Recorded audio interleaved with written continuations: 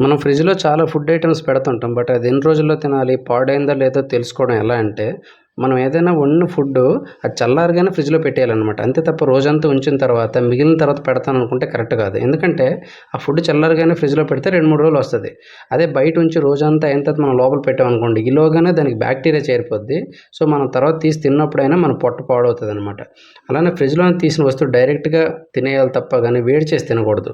బయటికి తీసి room టెంపరేచర్‌కి reach అయిన తర్వాత తినాలనమాట. బట్ కొన్నిసార్లు వేడి చేయాలనుకుంటే మాత్రం ఆవిరి మీద వేడి చేయాలి గానీ, డైరెక్ట్‌గా పొయ్యి మీద పెట్టకూడదనమాట.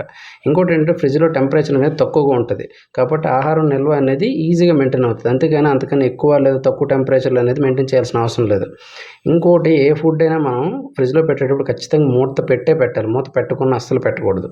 ఇంకా మనం గుడ్లని ఫ్రిడ్జ్‌లో పెడతాం. కానీ అందులో పెట్టడం వల్ల దానిలో పోషకాలనేవి ఎంతైతే ఇవ్వాలో అంత ఇవ్వలేవంట.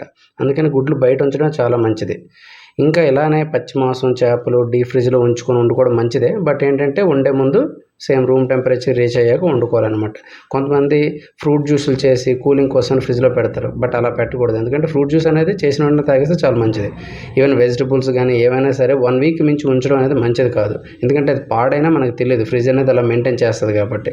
కాబట్టి తెచ్చుకున్నవి ఫ్రెష్‌గా తినేయడం చాలా మంచిదనమాట. మీరు ఇందులో ఎన్ని విషయాలు ఫాలో అవుతున్నారని మీకు అనిపించింది కామెంట్ చేయండి. అలానే ఇలాంటి మరిన్ని ఇన్ఫర్మేటివ్ వీడియోస్ కోసం సబ్స్క్రైబ్